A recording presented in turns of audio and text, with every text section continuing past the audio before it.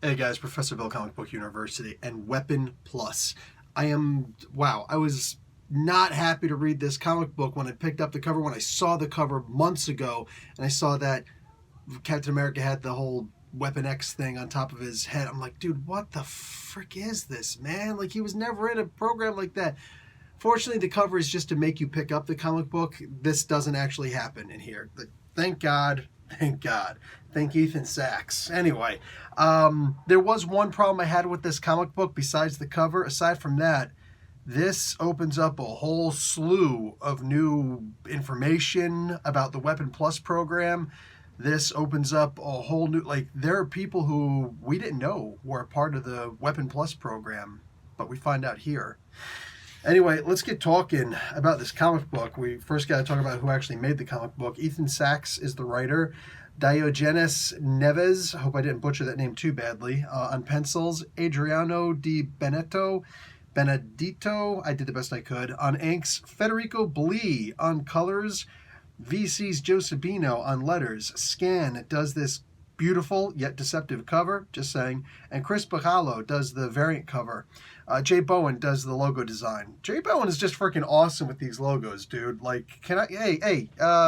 Jay Bowen, how about you, Anthony Gambino? See if you can do something cool for Comic Book University. You know what I'm saying? I'll pay you. I don't know how much you charge, but I'll do the best I can. Anyway, Weapon Plus, this is the last best hope on Earth.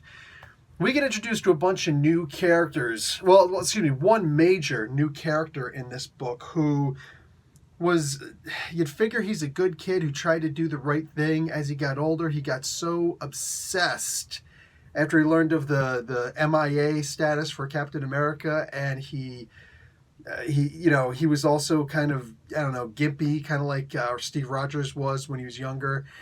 And he tries to get into a new version of this program, the Super Soldier program. If you remember, he is Weapon 1. Now, he wasn't assigned as Weapon 1, but that's what eventually everybody looked at, like, okay, we got to try and replicate this. And they did the best they could until they came across Wolverine, Logan. And they're like, wow, this guy's got a healing factor. Mutants. We should start using mutants big time, man. Look at what this guy can do. So they've always tried to model everything after Captain America, and then they started trying to model things after Wolverine from that point on. And then, they'd have a couple little different parts, like Phantom X, for instance, Weapon 13, very radically different from all those. And Phantom X is actually in this comic book-ish. Remember, he died. He died over in, what was that Wolverine book that, what was the X-Men book that Charles Soule was doing? Can't remember what it was, but that one. He traded his life to Professor X to make the man called X. So he's still dead, but Eva's still around. And Wolverine and Eva have been flying around trying to follow some leads. All of a sudden, they come across a lead that brings them directly back to Captain America. And now they got to recruit Captain America to join aboard this quest to try and follow these leads, these old Weapon Plus programs, most of them defunct, but one that actually still has a lot of equipment in it and a lot of information. Now, it's a possibility that when you see things like Stain Corp, Oztech, Oscorp, and places like that, what do you call it? Sickle was actually referenced in this also as pertaining to the equipment used. Now, were they contracted out for use? Were they a part of this? Did they just have, was their equipment just simply purchased and they didn't know anything of what was going on? Who knows? How interesting would it be if Osborn found something that they could, that he could use for his program that would eventually lead to the Goblin Serum? Just another failed experiment. How sick would that be?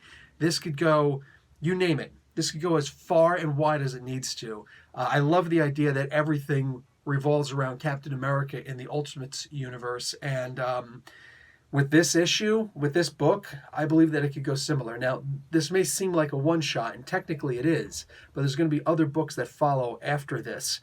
The most important thing is actually in the back, the information that they're leading to us. There's going to be a thing called Weapons Free, and this is the cover of it. Yeah. So we know this is Ted Sallis. I don't know what this one is for. I can't remember, or I just, I can't recall, like Weapon 2. I don't know, but Weapon 4 was Ted Sallis. That was Man Thing. I got his thing right up here. What do you call it? This is an interesting one. Venom. Venom is actually supposed to be Weapon 5. Are you freaking kidding me? This is Typhoid Mary, number 9. And of course we got Power Man. There's his tiara. They put the tiara on there. All of these were not necessarily failed experiments, but experiments that didn't give them Captain America. So this is interesting, man.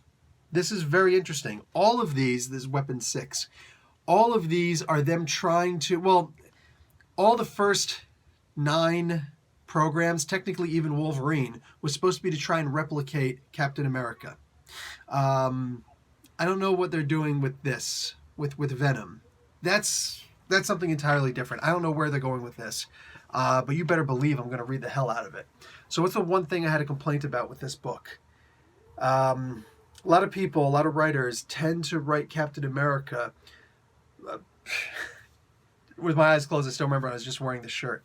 But my favorite character, all right, my absolute hands down favorite character. And in order for him to remain my favorite character, he's got to be written very similar to my headcanon of, how this character is. And I don't see him as, he's not necessarily written as a mama's boy here, but he is written as somebody who, he's just trying to do the right thing no matter what. He's got this innocence about him, even a cultural innocence. No, that's not the Captain America that I've grown to love. The Captain America I know and love is the one that fights against the system with every grain of his body. He's the guy who stands up and says, no, you're wrong. This is not the way that America is supposed to be. Thus, this is not the way the world's supposed to be. America should be the leader of such and such and such. And it's not. And if it is, then it's an embarrassment. He fights for what's right, no matter how stacked the odds are against him. As any writer, artist, editor, you name it, as they constantly point out. Jim Shooter, for crying out loud, was the most recent person to say this to me. He's like, Captain America's supposed to be the ideologue.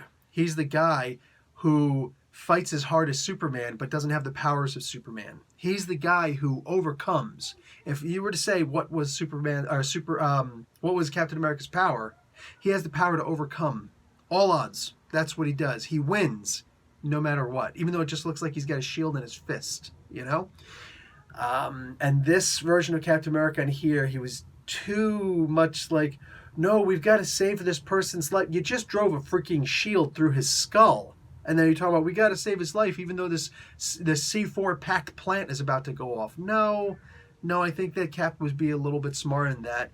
And I mean, Wolverine's not exactly strong enough to pull Captain America out. I know we'd like to think that he's as strong as Cap. He's not. Wolverine is not as strong as Captain America. But him pulling him out by the arm, it's like Cap was like, no, we've got to save him. Oh, don't hold me back. It's like, here's a big, gigantic guy who's about to pound you, and you're a little guy, and here's this guy who's just got his hand on you only, but you're struggling. Hold me back, man. Hold me back. This was not... to me, this was not a very good version of Captain America. I didn't like this idea, or this representation of him. But that being said, you want to start adding more characters to this Weapon Plus program. I'd rather that we not know who a lot of these characters are. I don't know what you're going to do with Venom. I'm completely perplexed with that one. Luke Cage was always supposed to be a part of, and so was Ted Sallis, always supposed to be a part of the Weapon Plus program. They were always supposed to be people who, some way, somehow, either their work or the work that was, imposed upon them, impugned upon them, was that you're going to be a part of this program. But Venom wasn't. He was never a part of that. I could see the connection to Typhoid Mary. I'm down with that. I'm down with a whole bunch of these, but some of these are just a little bit weird. Nuke. I want to see more with Nuke. If you're talking about a Weapon Plus program, you should undeniably be talking about Nuke. You know what I'm saying? Definitely bring him into this. But I think he was Weapon 7? I think he's Weapon 7. And the idea that Phantom X is doing this from the grave, cool. And I'm interested in this, what the heck is this kid's name? Billy something?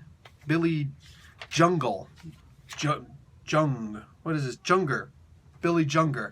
I'm very interested in this person. Top of his class at MIT, did everything that he could to try and be a part of the program, either by being the experiment or later on he wound up becoming the experimenter because he's already aged out of the rebirth program. God, this is awesome. Maybe he's the number 2. Who knows? Maybe, who knows? But I'm loving this. Right now I'm loving this book. I just need Cap to be a little bit more ballsy, I guess. Anyway, definitely, yeah, I'm undeniably recommending this book. The art in this is gorgeous. The story is fast-paced, and yet you need to think about it.